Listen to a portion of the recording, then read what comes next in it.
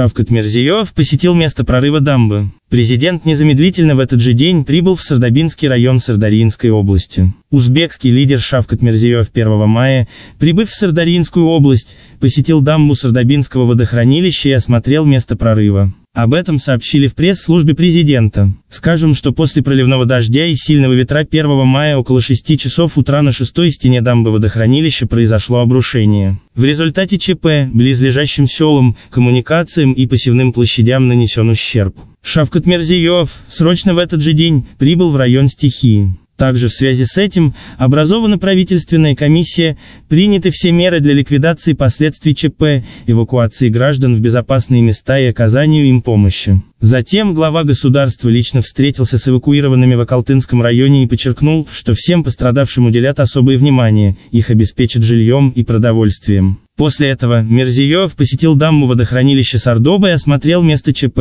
Отметим, что на данный момент утечка воды прекратилась, поток направлен в канал Абай и выведен в озеро Арнос и Джизакской области. Напомним, что строительство Сардобинского водохранилища началось в 2010 году в районе, где протекает центральная сеть Южно-Мерзачульского канала. Строительство завершено в 2017 году, вмещает 922 миллиона кубометров воды.